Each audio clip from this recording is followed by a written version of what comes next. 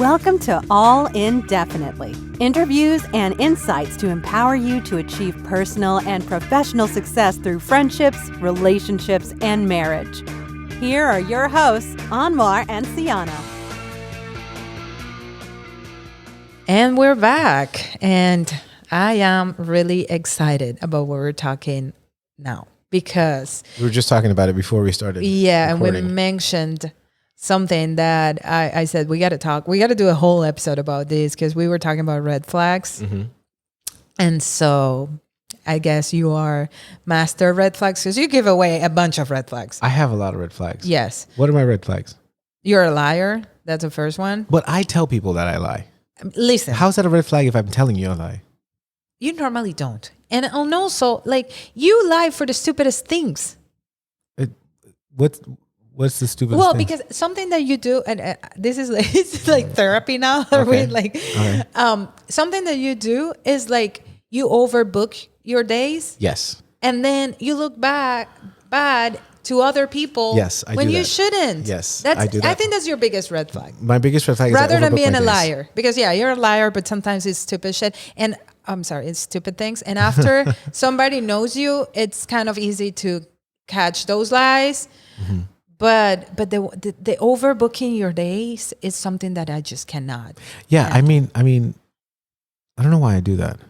I know. But like, I don't call it like a red flag. I call it like overly ambitious. I think no, and also I think you have a problem saying no, even though you preach that you gotta say no and blah blah blah. Like so, I think you have a problem with that.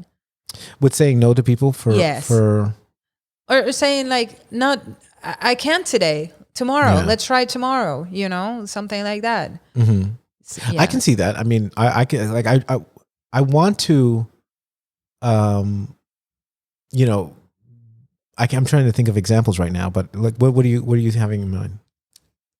Do you okay? That I overbook. We were recording an episode, and you knew I was coming because you knew that I had put that day just to record because I had to study. Oh, I know what you're talking about. And once I was here, of course you knew. Yeah. Once I was here, you had a date. I did not have a date. A lunch date. I had a meetup. No, a date. It was a date. It was a meetup. Okay, meetup. Okay. But you had right. a lunch. Yeah, and the person was going to the restaurant, and here I was talking and all excited talking about whatever it was, and you're like looking at your phone, and I'm like, something's going on.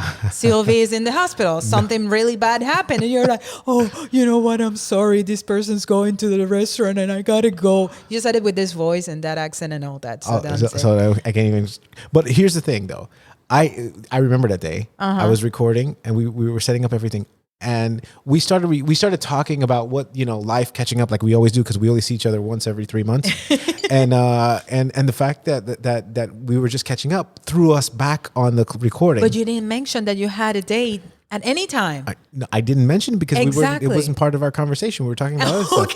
Okay. But listen though, I remember You're when I told her we were going to meet up at 1:30, right?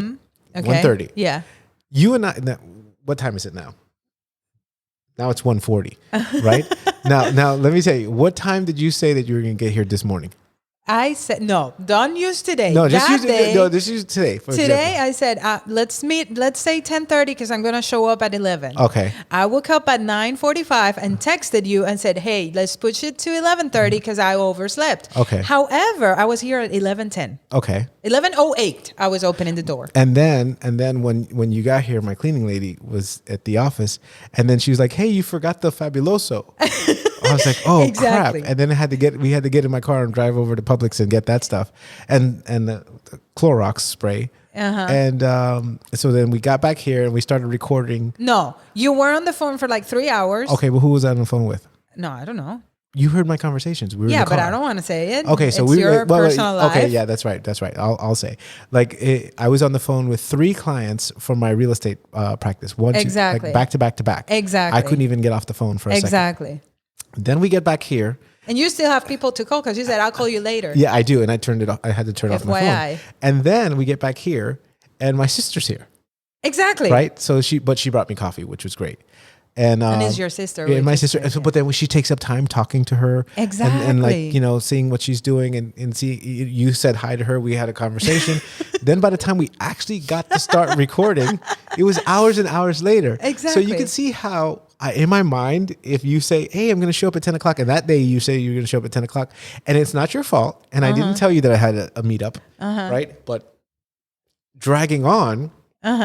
It could, like, I look at my phone. I'm like, I didn't even know right now it's 1:45, right? I thought it was earlier, but that's how time flies. But you're right in the sense that I do overbook myself a lot. Exactly. So let's go back to the episode. I do it ambitiously. That's a big ass red flag. That's not a red flag. Yes. That's not a red. That's an ambitious schedule. Well, then that could be a red flag for some people. Think about it. You won't have time for our relationship. Okay, I can see where that happens. It could be a good thing for the right person. Well, I mean, for the person who thinks like who you. Wants to be busy all the time. Exactly. But it could be a red flag because you don't have time for our date. Can you define a red flag?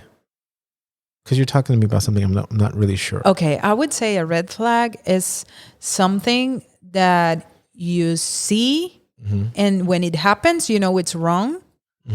That it could potentially be a problem? It could, in the future, become a problem, and you choose willingly to ignore it in most cases. So a red flag is not a red flag is not defined as we're talking about it right now. Yeah. It's not defined as an instant purpose to leave someone. I mean, it could. You should, probably. Then it's not a red flag. That's an what exit. We should talk about. That was my point when I said we should talk about red flags, because I know most people, like, I've read about this, and people said, like, oh, when you see a red flag, you should, if it's something that you couldn't handle in the future, you should run away from it, because that won't change. And I think that's the thing about red flags. It's things that are so rooted into the person that it won't change. And I have this example that we were mentioning before.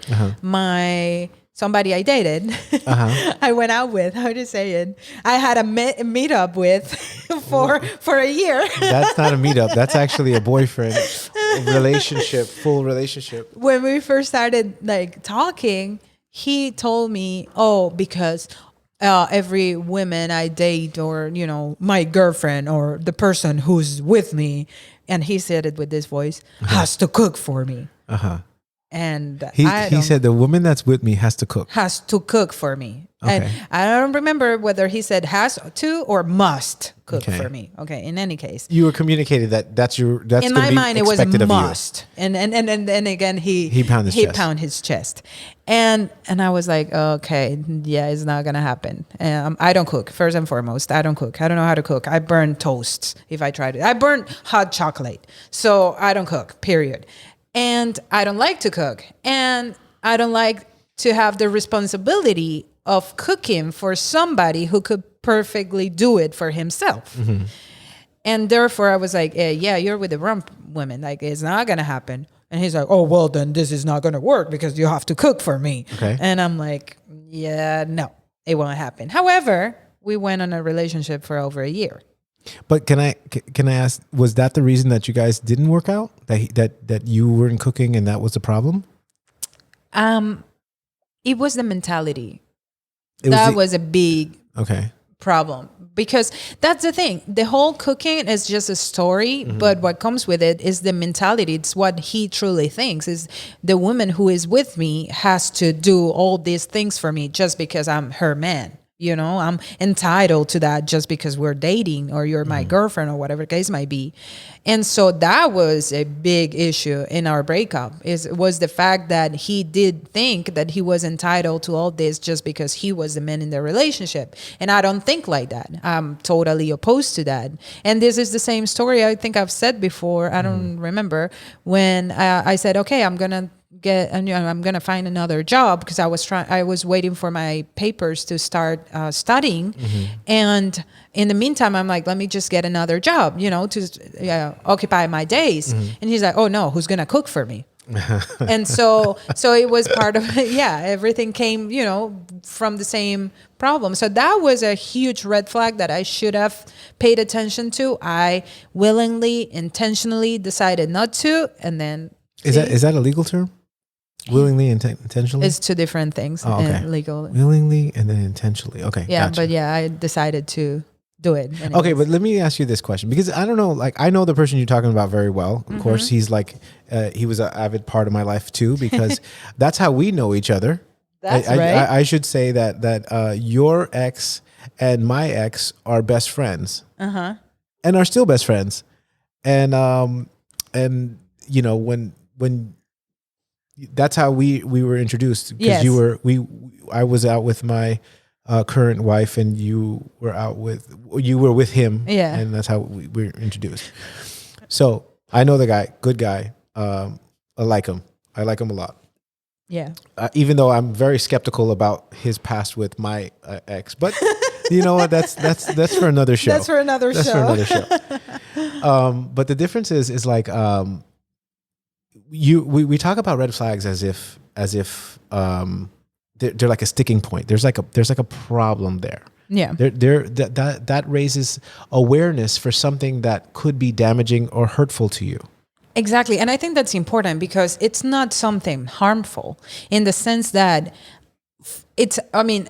harmful, period. It is potentially harmful for me because I'm not the person who will cook for him. I am sure that there will be women out there willing to do it and say, of course, baby, like that's my job in life. I came to this world to cook for you if I'm your wife, but that's not me. So that's why the same with you, like what we were talking before, when you overbook your day, some women may see it like, oh my God, he's such a successful entrepreneur. But I don't prioritize them. That's what they'll think. But that's fine. But what I'm trying to say is if it's like the type of women that would go well with you, who is an entrepreneur or a person who wants to, get better in life, ask more, then they will say, oh, he is the perfect person for me because he's always trying to grow. He's always trying to make business, make money and this and that. So that's great. Like I can grow with this person. Make lives better, as I call it. If you're in business because you're making lives better, who? Exactly. Okay. But what I'm saying here is that when you're overbooking your day, so it's not the business side of the thing, it's the on not paying attention to whoever's with you at the time because you're doing business with somebody else. Some people could see it as a big red flag. Some people could see it as a right thing. Ambitious people could say, this is the right person for me. I want to be doing what he's doing. You know what I mean? Whereas other people could be saying, oh no, he's not going to pay attention to me, so I shouldn't be in the relationship with him unless I can change him, because that's another episode that we should talk about. Well, let me ask you this then, because is a person's past a red flag? It could be, I think. For example, a person's family could be a red flag. But I mean, like, is their past a red flag? If they cheated on their last two spouses and they were honest about it, they said, hey, you know what? Why'd you break up with your, I'm assuming this comes up in conversation. Like, what was happening to your previous two relationships? Well, I was accused of cheating. I wasn't really cheating. Is that something that you would say? That's not something I would say. Exactly. So I would just be too honest. My problem is you honesty. would be too honest. We started this episode by saying that you're a liar. No. I would be too honest in those things. Well, I am a liar, by the way. Okay, so you would say... Are you a liar? I am. Okay, good. Sometimes. So everybody lies. Yeah, right? no, everybody lies. But if in a relationship kind of conversation, I tend to be overly honest. Okay. Because number one, me too. They're hard to remember, those lies. Yeah. And number two, who wants to be in a relationship that already you have to maintain a lie? Yeah, like, exactly. It's just too difficult. And then you would have to remember. Right. Those and lies. then also, like, when people find out those things, they're kind of hurtful. Like, Exactly. But if, when people are, let's say, for example, you broke up with your previous relationship because your ex-husband, you punched him in the face too many times, right? And you say, I got, you're on a first date with someone, and you're like, what happened in your previous relationship? Well, it got violent with me because, like, he told me something about my mom, and I had to, like, punch him in the face, and then we never recovered from that. Is that person you're on a date with, should they look at that as a red flag? Oh, yes. Even if you said, listen, I was wrong. I shouldn't have done it. That's okay. I would take it as because I don't even want to talk about your mom. I don't even want to know her name now. No, I wouldn't take that. I wouldn't continue. So red flags are past too. I would, yeah. And what I was gonna say in the case, in the first example that you put that with the cheating, I would probably move on with that, to a second date, because at least he is being honest about it. Like I would take it as, okay, in that situation, it didn't work out. However, I would then pay more attention to the little things. Something I was gonna say that I do, and now I'm giving out my secrets, but something I do, I pay attention when I starting to date somebody, if they look at other people, like how would you say, like checking in on women, like if they're looking checking out, okay, other women, yeah, like let's say we're walking out or whatever, and there's this lady with a nice body and great legs or whatever case it may be. Some men will look for excuses to look to the way the lady's walking. I pay attention to that. Oh, I always look. But the thing is that I want to look at very attractive and physically attractive women, but because I truly, truly appreciate them. But here's the thing. I don't want them to know I'm looking, because then I don't want to inflate their ego. That's number one. And number two, I don't want beautiful ladies. Right, the beautiful ladies. I don't want them to How about think, your date? Even that, it's even worse, because I don't want to make her feel insecure. Then how do you do it? I have to glance. I have to take snapshots. Okay, so I looked for that. Yeah. And because there's a caveat to what I just said. If you looked and you said, "Oh my God, did you see how nice that lady's body is?" I wouldn't mind. I'll be like, "Oh my God, yeah." Well, that's exactly what I'm saying. She's beautiful. Like I would check it out with you. Yeah. Check her out with you. Right. But if I see that you're trying to like do sketchy things to look, that is a big red flag for me. So that's another thing, because you're worried about infidelity. I'm worried about your reactions to certain things, because it's not only infidelity, because if you think about it, checking people out, we all do that. I do that all the time. Like even with Peter. Okay, well, let me ask you this red flag. So let's assume for a second you're single and a guy was honest on his first date with you. Yeah. And he's saying to himself, he's like, I haven't had any relationships and he's a good looking guy. I'm talking, he looks just like this David Beckham guy that you're so infatuated with. Oh my God, yes. A younger version of, because that guy is pretty old. Yeah, it doesn't matter. Okay. David Beckham, young David Beckham, 6-pack abs. And he says, you know what? I haven't dated in the last 10 years because I was just traveling and I was having so much fun around the world. And you know what? I slept with probably 850 women. I had a great time, but now I'm really settled down. Do you think that past is a red flag? No. No? Especially because he's being honest about 850 women? That's okay. I mean, I would try to have him wear a condom or have a blood test. I want to make sure there's nothing iffy there, but no. So then someone's past is justifiable in the like you will be like, that's not a problem. What I would justify is the honesty. Like in my mind, it's not a red flag because he's being honest about it, and that's okay. But that doesn't mean that it's okay, because he can say he can say, because you're the first example of a permanent relationship in this example. Like he says, this is younger David Beckham looking guy, 850 women, and I meet this one Cyana, and then she's gonna just do it for me for the next rest of my life. Okay, so if you're my best friend, and if I come to you and I tell you, hey, I just met this guy, it's a David Beckham guy, he's so freaking sexy. He's had sex in the past with 850 women, but he said to me that he's ready to commit to me and like I'm the one or whatever. He wants to start a different life with me. You would say he's full of BS. Do not trust him. That's not true. Let me tell you something.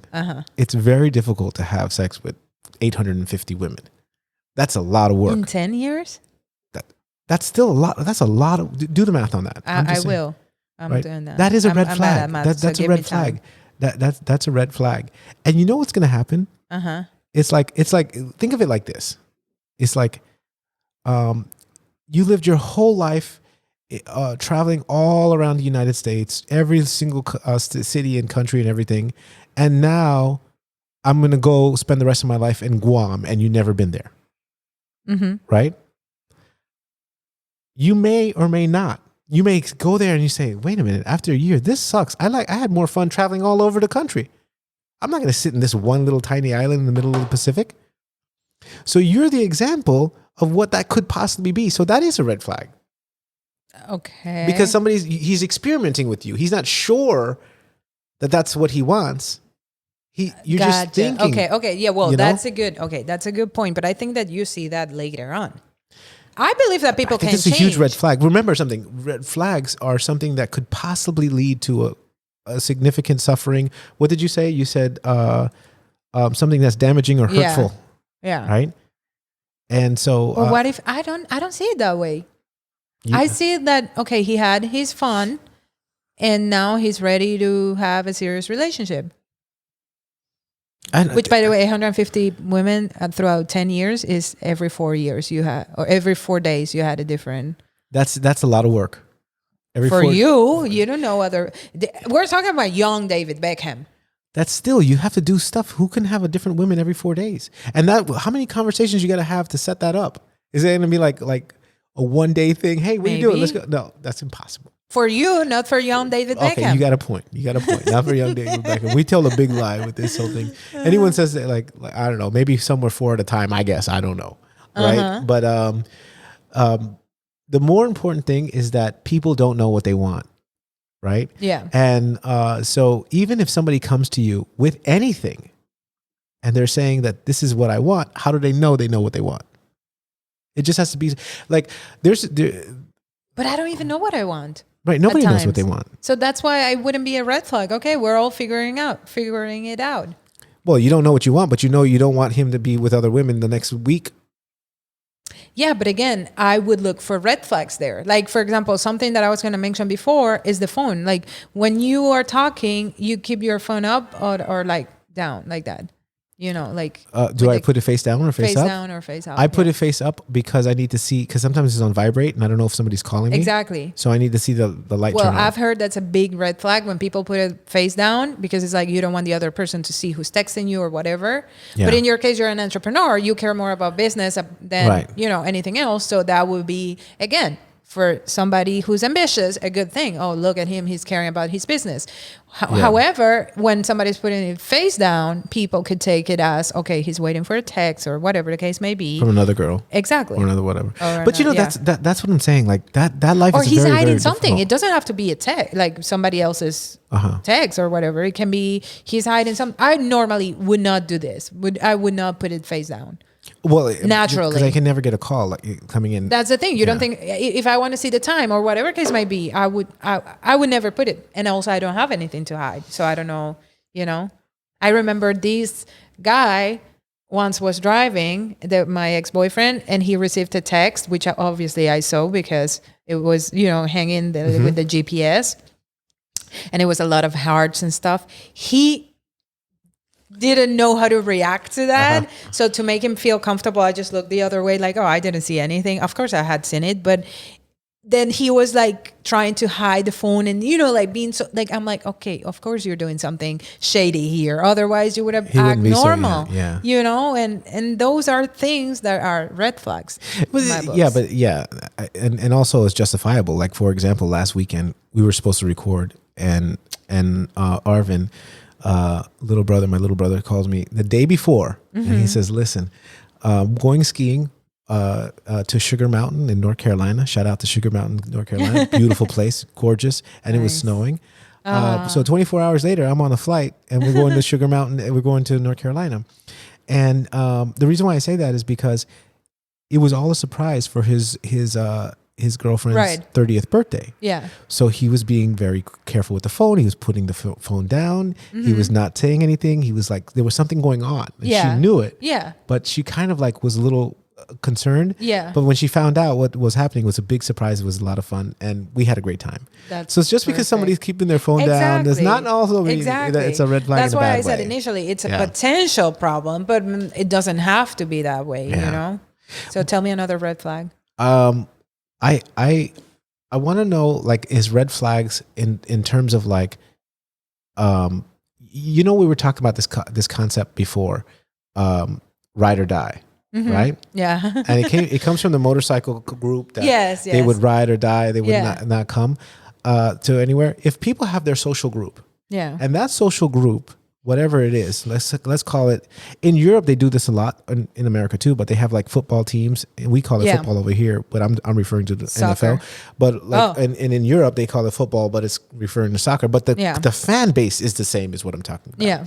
So you have a fan base, and that's what they do. But you have no interest in soccer. You have the choice. You could either get into it or not. But if this is something that they do, this is something that they do all the time. Do you think that that's a red flag, that someone has that social group that they'll never give up? Considering what we've said a red flag is, I would say yes. Because if it's something, let's say that you don't like football, you're not willing to learn, you, for some reason, hate it, whatever the case might be. Let's use another sport. Well, actually, football is pretty physical. Yeah. So I was going to say boxing. But anyways, football could be the same. And, you know, it's somebody who will always be, you know, talking about football or going to watch games, and eventually they will want you to go with them, and it could be an important part of their relationship. Then I would say you got to be careful with that. Maybe not break up, but be clear from the beginning. Hey, I want to be with you in this whole football plans. We had a conversation one time about this because Peter had his friend. And at some point his close friend, and they do paintballing, I'm assuming, or something like that. Yeah. And at one point his friend was like, "Hey, I need a place to stay." And you were like, and Peter was saying, yeah, you could just stay with me and Cyana. We have an extra room. Yeah. You know, we can just share rent. And then it was I knew that it was a problem to you because you were talking about it. Yeah. Because you were like, I don't know what to do. Should I let his friends stay with us for a few months, which can turn into a few years or whatever the case may be? Or should I and in the end, he finally decided to listen to you, because I think you said to him, I think your statement was like, hey, if you want him to be your roommate, that's fine. We'll still stay together, but you guys go get a place for yourself. Yeah. And then you'll stay by yourself. Yeah. Peter, thankfully, chose to stay with you. Well, actually, he chose to stay with me not only because of that, but also because he, in his mind, he didn't tell me this, gave his friend a weekend trial period. He stayed with us for a weekend just because. And after that Sunday, Peter was like, yeah, he's not staying with us. So he realized, because that's something important. And actually, this could potentially be also a red flag if you think about it. For example, Peter and I, in a way, I want to say this because it's, you know, the colloquial term, but it might not be the clinical term, but we're OCD in the sense that we like to have our house clean, and we like to have organization, and we have to maintain it, and this and that. His friend was the opposite. Very messy. And that's something that if you're a messy person, it could work perfectly fine with you. But if you are like I am, or like Peter is, somebody who likes things in its place, and like, I don't know, when you eat, take everything out of the table, or things like that, it could be a huge red flag, somebody who doesn't do that, because at the beginning you will be like, hey, could you do it, and this and that, but eventually when the person doesn't do it because they're not used to do it, they don't care, it becomes a big problem. Yeah. And what I was more concerned about is like, if you meet a guy and he's got his football group and they all live together, 8 in a house or 4 or whatever the case may be, and you start dating him, and that you start a relationship and you say, we want to move together, you can give up your privacy, because at some point his other people that will be there for him forever, will always be there long after you're gone, they're important to him. Exactly. He can't just alienate them because he gets into a relationship or a marriage. Yeah. So therefore, if anything happens to them, he has to cover for them like they would him. Exactly. So marrying someone or being with someone also means marrying their social group. Yeah. And analyzing someone's social group and how they live is very important to understanding what they do. Because maybe you as a woman or man have no problem with having a lot of people over all the time and giving like that sense of like, I have friends like that all the time. Like, my friend Bob, which I love him, tomorrow, here's the thing about it. Before he got married, we would go out like 4 times a week. I know this is very unhealthy. This is like we would have drinks and rich foods full of like all kind of fat, and like we were having a great time going to different restaurants and all over the place. Today, he has like a lot of family living in his house. He had a huge house, a bachelor pad. Now it feels like a little house because Yeah. there's like 12 people living there, and his Yeah. wife and his wife brought her family over, and I love going there. So he Yeah. invites me to. He says, "Let's do brunch," and I, in my previous time with him, when he said, "Let's do lunch," I'm looking for a place out by the water where we can have unlimited mimosas or something like that. Today, let's do brunch means, hey, bring over some mimosas and we'll do something at my house, because he has like a lot of There's people. It's the 12 party is people. right there. Yeah, It's like, exactly. just put on some music and you're there. So, and then that is something now that he absolutely loves. Yeah. So when him marrying his wife, also meant marrying her whole family and social group, knowing Exactly. that they're coming over to this country and they're going to need a place to stay for a Yeah. while and so on. Yeah. Which is also where it leads me into the other red flag that I was going to ask you about. Because you're not from here, right? You're not from, you're not born in America, although you're American. I was born in Cuba. You're Yeah. born in Cuba. And my family lives there. And your family lives there. Your mother and father. Yeah. Right? This is the only ones there, right? You don't have any. My grandma, my aunt, my uncle, my other aunt. Okay, so you have That's significant family. That's all my family. Yeah. Right, but now Peter, do you let him know about your red flag? 'Cause- Absolutely. Because I think, and I told him this all the time. Every time we talk about it, I'm like, I come with, that's my luggage. You know, it's really bad to say, but it's what it is. Right. It's my family, and we are together. Like, we are a very, joint family. Like, and they are really important to me. There's no way I'm going to just leave them in Cuba. It's not going to happen. And I tell this to Peter all the time. Like, if you want to, be in a long-term relationship with me, you need to know that this is coming, So your parents are coming. Yes, there. they are coming. And they will likely live with you. it depends on how life goes. Hopefully not. But if it happens, it will be the case. And the person who is with me should know and sadly must accept that that's the reality, But in the beginning, that's not a red flag. Think about it like this. You met Peter when? In 2018. 2018. So in 2018, this is, what year are we in? This is 5 years ago? Yeah. So 5 years ago, 5 dates in, he's like, your parents live in Cuba. So sometime 10 years from now, they're going to have to come over here. Yeah. And when they do so, we'll take care of them and they'll move in with. He doesn't not even sure if he wants to be with you long term, let alone seeing them 10 years from now or whatever. Yeah. Now it's more of a reality because you guys are 5 years in, you guys have a family. And now the red flag that was notifying him in the future because he had a trial run with his friend, and he decided not to. He's like, no, that's just too much. Yeah. But he doesn't get to have a trial run with your parents. Whatever they come with. Well, sort of, because remember that they visit. They visit. Yeah. That's right. But it's not like he has a say-so over it. Exactly. No. This is like a That's big how it deal is. for him. And that's why I said before, sadly, they must, because like I tell him all the time, to me, it's not an option. They're coming. It's not whether they're coming. They are coming. The thing is when, and it's going to be sooner rather than later. So either you are okay with it or we cannot be in a long-term relationship because that's my reality. You know what I mean? Yeah. So, and something that I wanted to ask, since we're talking about this, is should we pay attention to those red flags at the beginning, or should we just wait until they become a problem? Like, what do you think? Okay, so this is what, we got to wrap this up because it's going on. But let me just wrap it up. Like in this case, we're at 33 minutes. So that's okay. Okay, we'll just keep talking. Is your boss telling you have to stop talking? No. Okay, then. No, our listeners want to wrap it up. Okay. But so what I was thinking about is, like, first of all, I don't make plans with any relationship that's outside of 5 years. I don't know anybody that can. Yeah. Because if you're perfect for Peter and he's saying, okay, you tell him, listen, in 6 or 7 years, my parents are going to be coming over here. Yeah. That's great.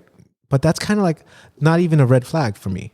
Because even if I couldn't live with your parents, even if that was true, I would be like, that's just, there's so much goodness I can get in the next 5 years. Yeah. That is what I'm focused on. I'm not focused on anything past that. Now, if anything else exists past that, then we'll work on it, for that point. So my rule is a 5-year rule, kind of. It's an unofficial 5-year kind of rule. Is like, don't think about the world after 5 years. Okay. There's no way you can plan for a world in 5 years that you have no idea what's going to be like. Imagine how much life has changed since COVID.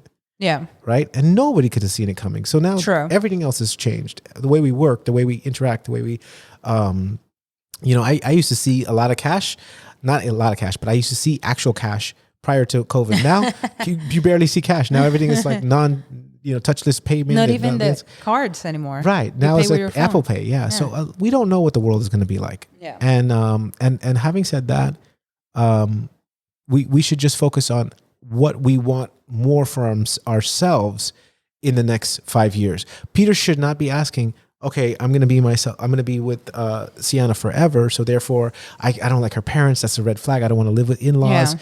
That should not be his question. His question should be, what more do I want for myself? Yeah. I want to travel a little bit more. I want to do my paintballing. And I want to have this great person come with me, and I can learn a lot about her and she can learn a lot about me, and we can support each other along the way. And that is more what his focus should be. The red flag kind of conversation, to me, is not always a conversation, because it's not a deal breaker for many, many, many things. If the person cheats on you, okay, so what? That's always going to be a red flag. If the person, I would be more concerned, a red flag is like, here's this woman, she's very materialistic. She spends more money than she makes. Okay, what about that? That's a huge red flag for me, because what would you do? I would at keep, the beginning. I wouldn't leave at the beginning. I would see what, first of all, I would set my standards. Like, I don't spend more than X amount of dollars on anything if we go out or we do anything. If that's a problem for you, then I'm pretty sure you can find another person. But I would also say, I'm not investing in business with her. We're not buying a house together. We're not, doing anything that we would call responsible spending, because this person fiscally is irresponsible. Don't you feel that in a way you're wasting that person's time? Not at all. If you feel like that from the very beginning? No, because she's supposed to be saying to me, look at this guy. He is fiscally responsible. I admire that about him. I want to learn that from him. If she wanted to. Yeah. Right? That's what she should be saying. Where do I go for investments? How do I start a business? What do I do? What is the best way to like put away for savings and still flourish? But she's not like that. If she doesn't see that, then it has to be something else. It has to be something, maybe I like skiing and she likes skiing, and we can go on every trip, or travel, or foodies. We like to go out and do foodies things. But that's what I'm saying. In that situation, and this person thinks that you are great for her life for the next 5 years, and in year 3, she feels that it's the right time to buy a house, you'll be like, oh, no, I'm not buying a house with you. I would not buy a house with somebody that's fiscally irresponsible, unless she demonstrated ways in the last 3 years that she can be responsible. So you would say like that, okay, no, unless you show me that you're going to be responsible, I cannot buy the house with you. I cannot. Okay. Yeah, I wouldn't do it. And I would be honest about that. But that doesn't like financial responsibility is not the only reason or main reason to be with someone. No. There's so many other things that you can do. But it's a big one. I don't know if it's even a big one. Well, in the cases that we talked about, the examples why people break up, the economy was a very important one. That's only but here's what I mean by that. I have had the joy of traveling the world with travelers, right? That are, I would say, irresponsible financially. Yeah. There's no retirement plan. There's no putting away for anything. Yeah.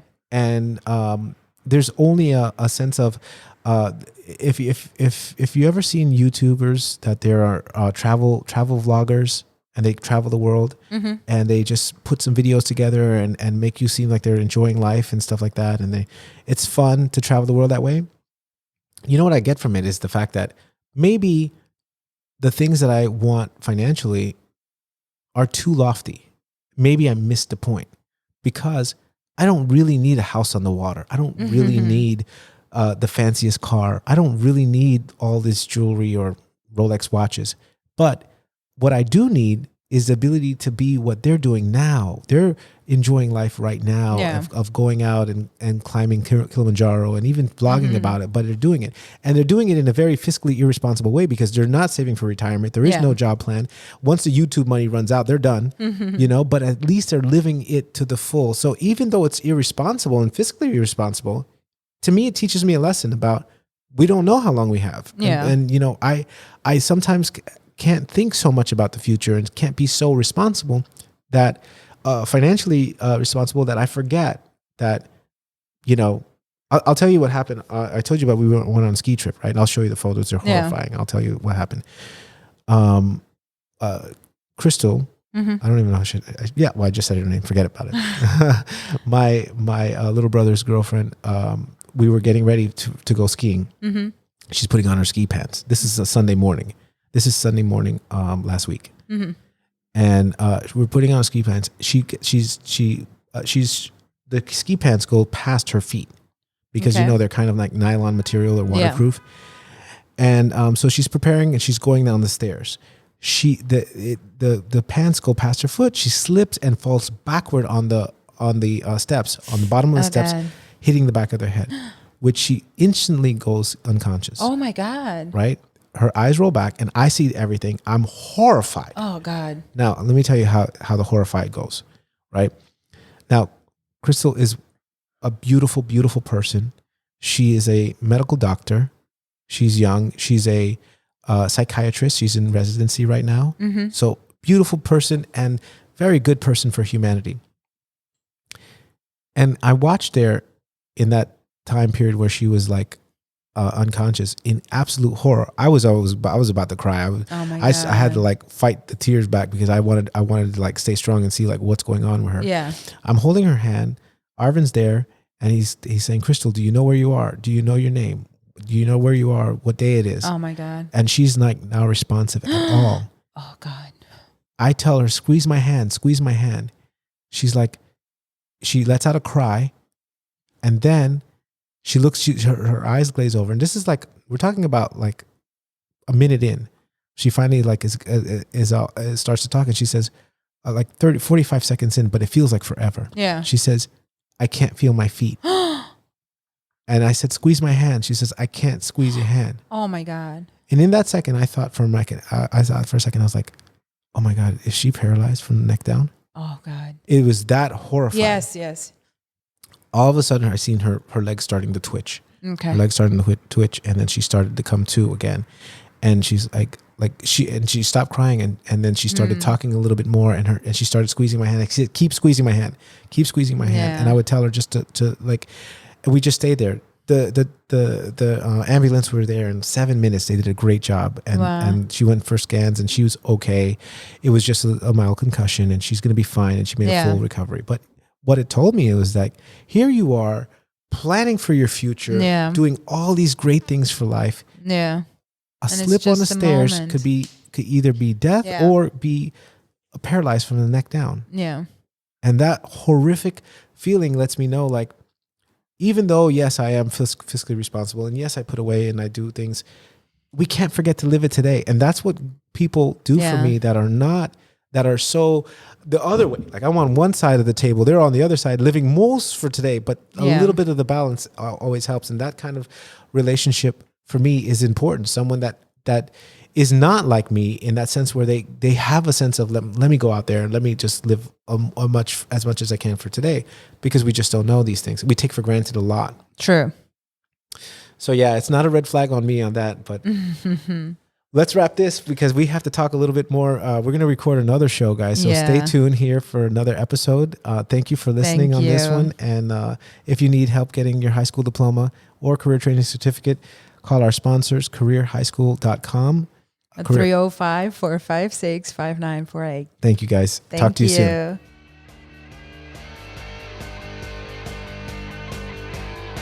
You've been listening to All Indefinitely.